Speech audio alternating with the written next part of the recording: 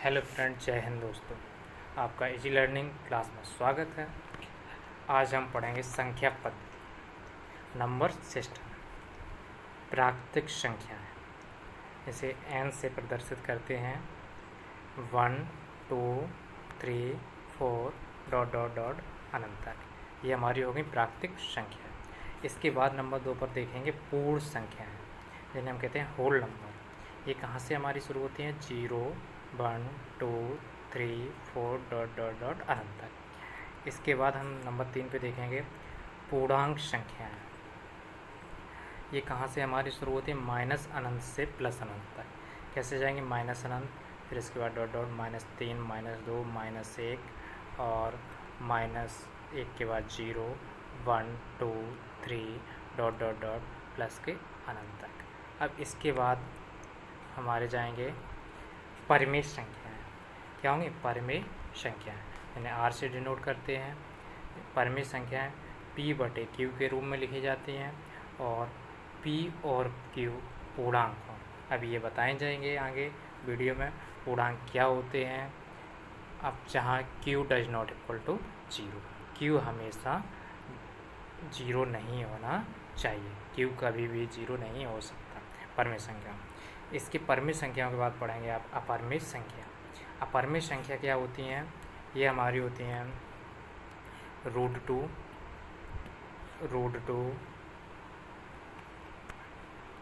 √3। जितनी भी सारी संख्याएं रूट में होती हैं ये परिमेय संख्याएं कहलाती हैं। ये पाई को भी हम परिमेय संख्या मानते हैं। अब जब पाई का मान होता है उससे हम परिमेय संख्या कहते हैं, और ये जो पाई होती है ये हमारी है अपरिमेय संख्या। इसके बाद पढ़ेंगे सम संख्या, फिर विषम संख्या, फिर आवास संख्या, फिर भाज्य संख्या। अब सम संख्या क्या होती है? सम संख्या जो 2 से विभाजित हो जाएं सम संख्या कहलाती हैं, जैसे 2 4 6 8 डॉट डॉट डॉट आदि। ये हमारी हो गई सम संख्या है। इसके बाद देखेंगे आप विषम संख्या। विषम संख्या क्या है हमारी? 1 3 5 7 9 11 डॉट डॉट डॉट इत्यादि। अब हम विषम संख्याओं को देखेंगे।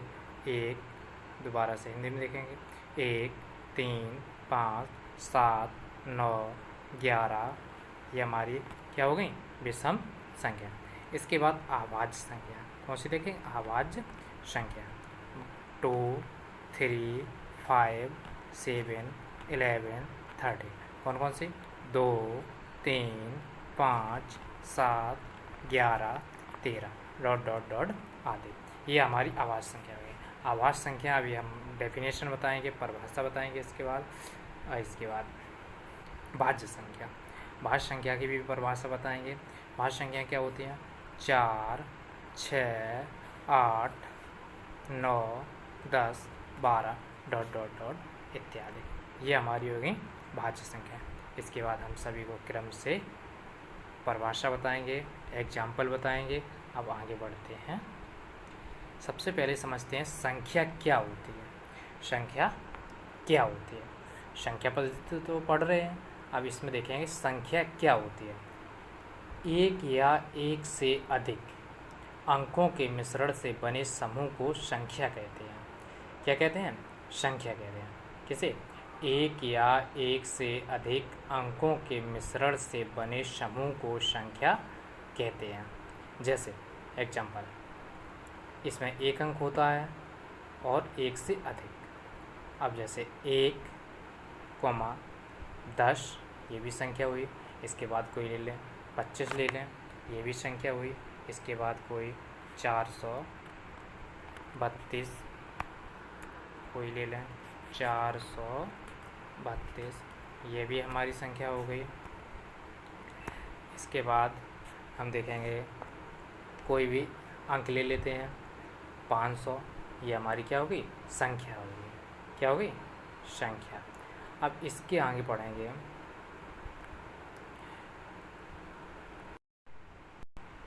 नेक्स्ट देखेंगे प्राकृतिक संख्याएं। अब संख्याओं का वर्गीकरण अब हम क्रम से कर रहे हैं। अब नंबर 1 देखेंगे प्राकृतिक संख्या। जिन्हें कहते हैं नेचुरल नंबर्स। वे संख्याएं जो 1 से प्रारंभ होती हैं। कहाँ से प्रारंभ होती हैं? 1 से प्रारंभ होती हैं, प्राकृतिक संख्याएं कहलाती हैं। प्राकृतिक संख्याएं कहलाती हैं। सभी प्राकृतिक संख्याओं के संग्रह को n से प्रदर्शित करते हैं। कैसे प्रदर्शित करते हैं? n से। तो हमारी हो गई n बराबर जो हमारी 1 से शुरू होती हैं, 1 2 3 4 5 डॉट डॉट डॉट अनंत तक होती हैं। ये हमारी क्या हो गई? प्राकृतिक संख्या। इसके बाद देखेंगे प्राकृतिक संख्याओं के बाद पूर्ण संख्याएं। पूर्ण संख्याएं जिन्हें कहते हैं होल नंबर्स। वे संख्याएं जो 0 से प्रारंभ होती हैं। कहाँ से प्रारंभ होती हैं? 0 से। कहाँ से प्रारंभ होती हैं? 0 से प्रारंभ होती हैं, पूर्ण संख्याएं कहलाती हैं। सभी पूर्ण संख्याओं के संग्रह को W से प्रदर्शित करते हैं। किससे प्रदर्शित करते हैं? W से। W से प्रदर्शित करते हैं। या इन्हें दूसरी भाषा में कह सकते हैं, दूसरी भाषा में कह सकते हैं, यदि 0 को प्राकृतिक संख्याओं के संग्रह में सम्मिलित किया जाए। जैसे हमारी प्राकृतिक संख्या कहाँ शुरू होती हैं? 1 2 और जोड़ते हैं। क्या जोड़ते हैं? 0 और जोड़ते हैं। तो हमारी ये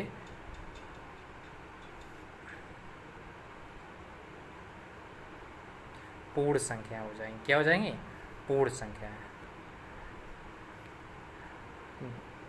जैसे 0 1 2 3 डॉट डॉट डॉट। जैसे 1 0 1 2 3 डॉट डॉट डॉट अनंत है। ये हमारी क्या हो गई? पूर्ण संख्या। इसके बाद देखेंगे हम नेक्स्ट सम संख्या।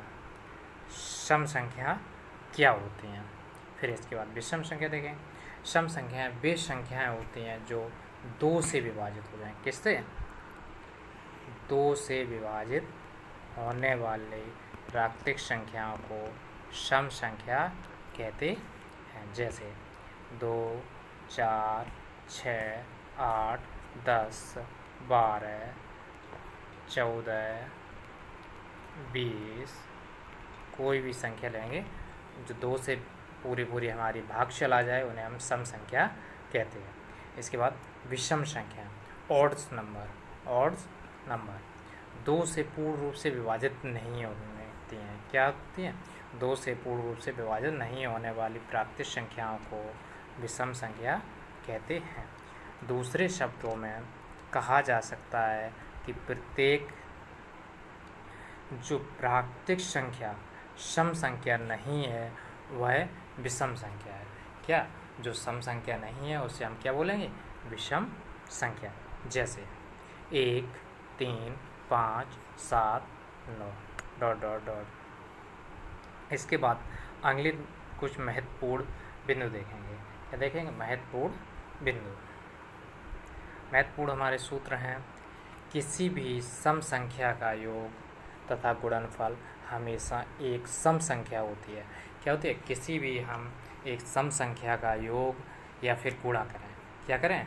या तो सम संख्या को जोड़ें या फिर गुणा करें, तो हमेशा उनका गुणनफल सम संख्या ही होगा। नंबर 2 में देखेंगे, किन्हीं भी 2 सम संख्याओं का अंतर हमेशा एक सम संख्या होती है। क्या होती है? किन्हीं 2 संख्याओं को हम लेंगे और हमेशा इनका अंतर क्या होगा? एक सम संख्या। जैसे कोई संख्या ले ली 8, इसमें से हम 6 को घटाएंगे, ये दोनों सम संख्या हैं, तो हमारा कितना बचा? 2। कितना बचा? 2।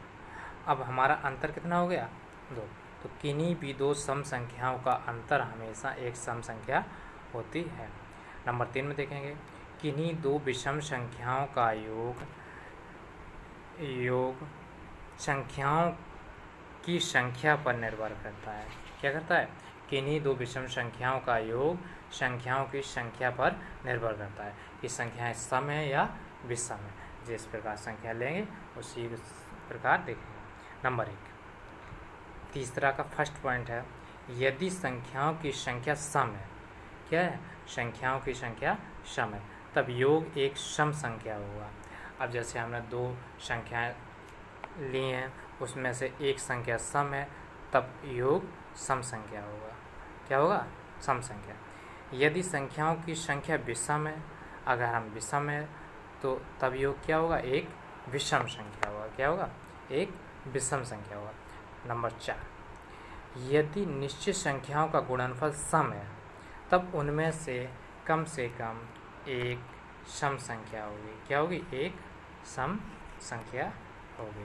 नंबर 4। इसके बाद हम पढ़ेंगे अभाज्य संख्या। क्या पढ़ेंगे? अभाज्य संख्या, जैसे बोलते हैं प्राइम नंबर। वे संख्याएं जो एक या स्वयं से विभाजित होती हैं, वे संख्याएं जो एक या स्वयं से विभाजित होती हैं परंतु किसी और संख्या से नहीं होते हैं, अभाज्य संख्या कहलाती हैं। आज ही याद हो कर लो, आज के बाद कभी भी याद नहीं करना पड़ेगा, यहीं क्लास में याद हो जाएंगी सभी परिभाषाएं। एक बार फिर से याद करेंगे। अभाज्य संख्याएं वे संख्याएं जो एक या स्वयं से विभाजित होते हैं परंतु किसी और संख्या से विभाजित नहीं होती हैं, अभाज्य संख्या कहलाती हैं। जो हमेशा ये अभाज्य संख्याओं के गुणनफल कितने होंगे? 2, या तो स्वयं से या फिर एक। जैसे 2, 3, 5, 7, 11। इसी प्रकार अनंत तक। कहाँ तक? अनंत तक जाएंगे हमारी। अब 2 सबसे कैसी से है? 2 सबसे छोटी अभाज्य संख्या है। आगे देखेंगे नंबर 1। अब अभाज्य संख्याओं में देखेंगे 2 ही एक ऐसी सम संख्या है जो अभाज्य संख्या भी है, बल्कि 2 से ही अभाज्य संख्या शुरू होती है। और कहाँ से शुरू होती है? 2 से। अब नंबर 2 पॉइंट देखेंगे इसमें।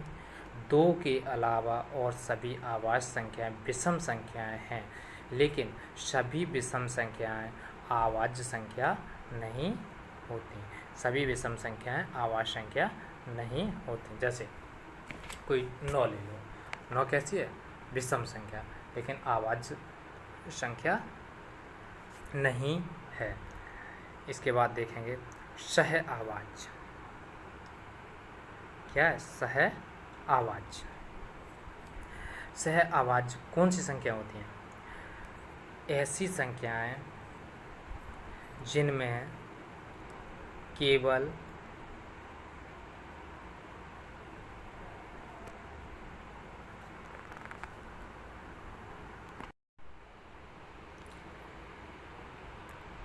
सह अभाज्य संख्याएं 2 संख्याएं x और y सह अभाज्य संख्या होंगी। कोई हम 2 संख्याएं लेंगे, जैसे हमने मान लिया एक संख्या x है दूसरी y है, तो हम क्या कहेंगे ना? सह अभाज्य संख्या। यदि इनके महत्तम समवर्तक का मान 1 हो। कब कहेंगे? जब इनके महत्तम समवर्तक का मान 1 हो। 1 के अलावा इनका कोई भी सार्वनिष्ठ गुणनखंड नहीं होता है। सार्वनिष्ठ गुणनखंड नहीं होता है। जैसे कि एग्जाम्पल में 9, 2, इन दोनों का जब हम मासा लेंगे तो हमारा करेगा बनमासा। कितना आएगा? 1। अगली संख्या है 5, 6। 5, 6, इनका गुणनखंड कॉमन गुणनखंड होगा 1, मासा भी होगा 1। अगली संख्या 11, 15। युग्म सह अभाज्य संख्याओं के युग्म है। ये क्या है? सह अभाज्य संख्याओं के युग्म। यदि x तथा y सह अभाज्य संख्या हैं तो संख्या p x से उसी तरह विभाजित होगी जिस तरह y से। किस तरह? जिस तरह y से।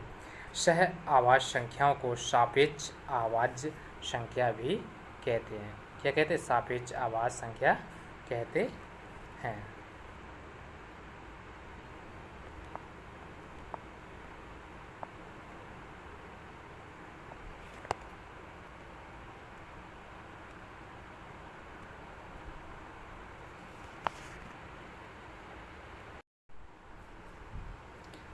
इसकी आगे देखेंगे अभाज्य संख्याएं। अब जल्दी से बता दें, आपका टाइम ज़्यादा वेस्ट नहीं करेंगे, जल्दी से इसे ख़त्म कर दें। अभाज्य संख्याएं या अभाज्य युग्म। अभाज्य युग्म कौन कौन से होते हैं? किन्हीं दो अभाज्य संख्याओं के बीच का अंतर 2, कितना अंतर 2, तो उन संख्याओं के युग्म को अभाज्य युग्म कहते हैं। जैसे 3,5। अब इन दोनों का अंतर देखेंगे, इनमें दोनों का अंतर कितना है 2 का, कितने का 2 का। 11,13, 11,13, इनमें कितने का अंतर है 2 का, कितने का 2 का। ये हमारी क्या हुई 17,19, कौन सी 17,19, ये हमारी अभाज्य युग्म संख्या हुई जिनका अंतर 2। इसके आगे देखेंगे भाज्य संख्याएं। भाज्य संख्याएं एक से बड़ी वे संख्याएं जो स्वयं तथा एक के अतिरिक्त कम से कम किसी एक दूसरी से विभाजित हो जाएं, भाज्य संख्या कहलाती हैं। कौन सी संख्या भाज्य संख्या कौन सी होती हैं, याद करो जल्दी से। वे संख्याएं जो एक से बड़ी संख्या हैं जो स्वयं तथा एक के अतिरिक्त कम से कम किसी एक दूसरी संख्या से विभाजित हो जाएं। कैसे, किसी एक दूसरी संख्या से विभाजित हो जाएं, भाज्य संख्या कहलाते हैं। जैसे अब परिभाषा हम दी गई थी एक से बड़ी, तो हम एक से बड़ी मानेंगे। जैसे 4, 4 में किसका भाग जाएगा 1 का जाएगा, और किसका जाएगा 2 का जाएगा, और किसका जाएगा 4 का। तो हमारी 4 कैसी होगी भाज्य संख्या, कैसी होगी भाज्य संख्या। इसी प्रकार देखें 4, 6, 8, 9, 1, 5 ... एक ना तो अभाज्य है और ना ही भाज्य है। एक हमारा कैसा नंबर है, ना तो अभाज्य और ना ही अभाज्य है। इसके बाद महत्वपूर्ण सूत्र देख लेंगे, कुछ हमारे महत्वपूर्ण सूत्र हैं, जल्दी से देखेंगे, वीडियो काफ़ी लंबी हो रही है। महत्वपूर्ण सूत्र, एक ना तो भाज्य और ना ही अभाज्य। कैसी है संख्या, एक ना तो भाज्य और ना ही अभाज्य। इसके बाद नंबर 2 देखेंगे, 2 ही केवल एक अभाज्य संख्या है। कैसी है अभाज्य संख्या। नंबर 3 देखेंगे, 3 से बड़ी किसी भी भाज्य संख्या को 6k + 1 या 6k - 1 में विस्तारित किया जा सकता है जहाँ k एक प्राकृतिक संख्या है। नंबर 4, एक सह अभाज्य संख्याओं का युग्म हो सकता है। इसमें 4 का फर्स्ट है, दोनों संख्याएं अभाज्य अर्थात 3,5। कैसी है 3,5। सेकेंड पार्ट है, एक अभाज्य तथा अन्य भाज्य अर्थात 7,6। कैसी, एक संख्या भाज्य होनी चाहिए और एक अभाज्य होनी चाहिए। अब भाज्य हमारी 7 है और भाज्य हमारी 6 है। अब नंबर 3, दोनों भाज्य संख्याएं, दोनों हमारी कैसी संख्याएं हो सकती हैं भाज्य संख्या। जैसे एक हमारी 8 है और एक हमारी 15 है, दोनों हमारी कैसी हैं भाज्य। नंबर 5, सह अभाज्य संख्याएं स्वयं अभाज्य हों यह आवश्यक नहीं होता है।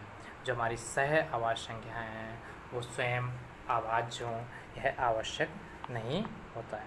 इसके बाद पूर्णांक संख्याएं, इंटीजर नंबर। जब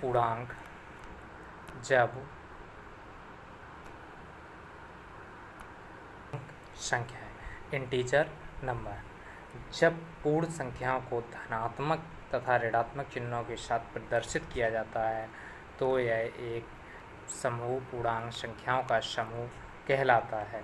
पूर्णांक संख्याओं को i से प्रदर्शित करते हैं। किससे प्रदर्शित करते हैं i से।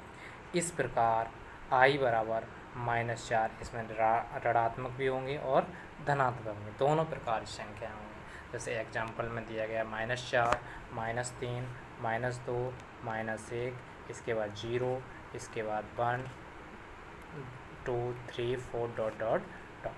ये कैसे हैं हमारे पूर्णांक संख्याएं। कैसे हैं पूर्णांक संख्याएं। सभी प्राकृतिक संख्याएं पूर्णांक संख्या होती हैं। क्या होती हैं, सभी प्राकृतिक संख्याएं पूर्णांक संख्या होती हैं। इसके बाद देखेंगे पूर्णांक संख्याओं के कुछ उपसमुच्चय। इसमें जो हमारी क्लास 10th में आता है, ये 10th का है, 10th का नहीं, ये हमारा इंटर में भी आता है उपसमुच्चय, जो हमारे इंटर क्लास में है उन छात्रों को मालूम होगा। उपसमुच्चय, उपसमुच्चय में नंबर 1 है धन पूर्णांक संख्या। ये क्लास 6-7 के लिए ना पढ़ा जाए तो भी ठीक है, बस पढ़ लिया जाए तो और अच्छा रहेगा। धन पूर्णांक संख्याएं 0। अब हम देखेंगे पूर्णांक संख्याओं के बाद पूर्णांक संख्याओं के कुछ उपसमुच्चय जो कि हमारे क्लास 12 में दिए गए हैं। नंबर 1 धन पूर्णांक संख्याएं 0 से बाद वाली सभी पूर्ण संख्याएं धन पूर्णांक संख्या कहलाती हैं। इन्हें i प्लस से प्रदर्शित करते हैं। i positive equal to 1 2 3 4 5 dot dot dot. ये हमारी हो गई सभी धन पूर्णांक संख्याएं। इसके बाद आगे देखेंगे ऋण पूर्णांक। ऋण पूर्णांक संख्याएं 0 से पहले वाली सभी ऋण पूर्णांक संख्याएं ऋण पूर्णांक संख्याएं कहलाती हैं।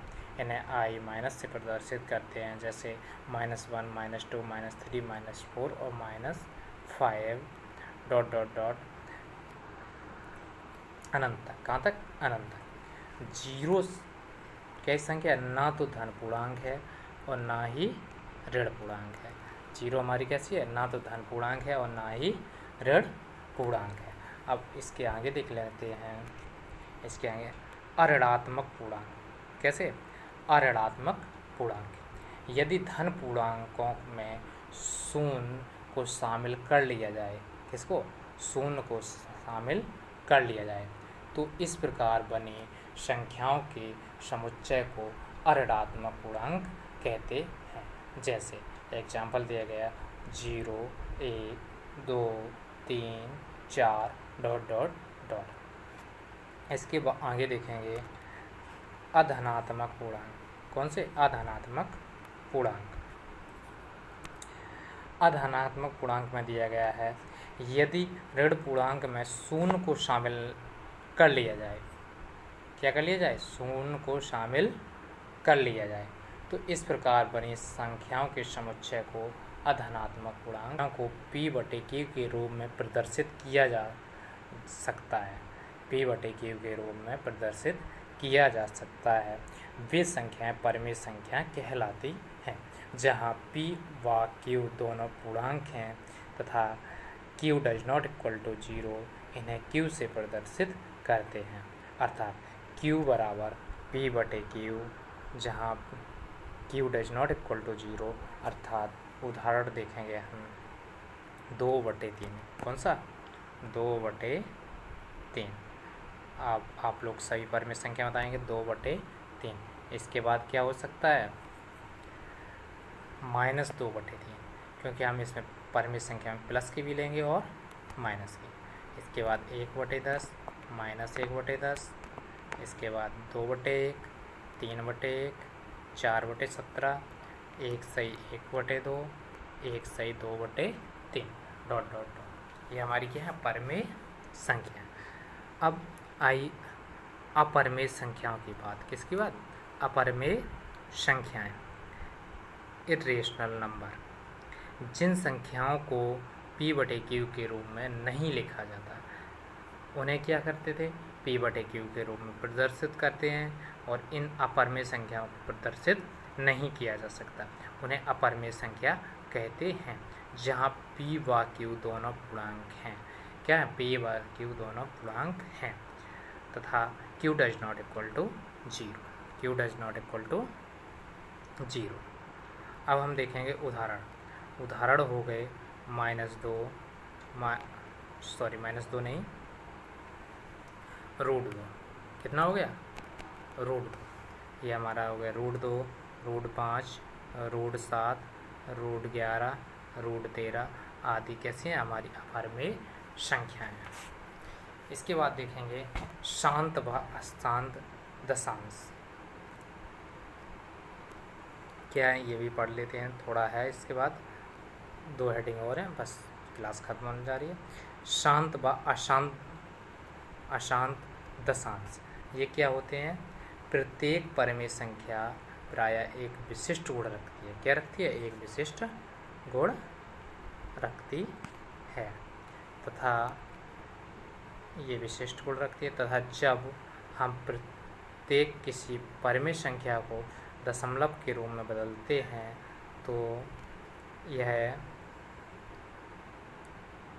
तो वह संख्या दशमलव के कुछ स्थानों के बाद पूरी विभाजित हो जाएगी। दशमलव के उन अंकों की पुनरावृत्ति होती रहेगी। इस प्रकार के संख्याओं को प्रातः शांत व अशांत संख्याएं कहते हैं। क्या कहते हैं? शांत व अशांत संख्याएं कहते हैं। जैसे 1/5 कितने? 1/5 को हम कितना लिख दिया? 0.2। या 5/4 इनको कितना लिख दिया?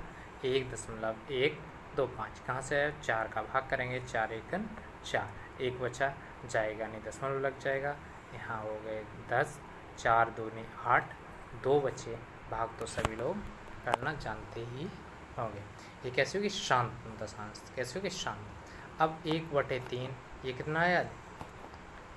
0.33 है बार, बराबर 0.3 का बार। ये कैसे होगी? 7। इसके बाद देखेंगे 69/550। जब हम 550 का 69 भाग देंगे तो जाएगा नहीं, तो ये आएगा 0.12545 बराबर। इसे हम लिख सकते हैं, अब ये रिपीट हो रहे हैं तो इसे हम लिख सकते हैं 0.1254 और 5 4 पे क्या? बार। ये हो गए हमारी अशांत दशांश। ये 2 प्रकार के होते हैं, अशांत आवर्ती और अनावर्ती। अशांत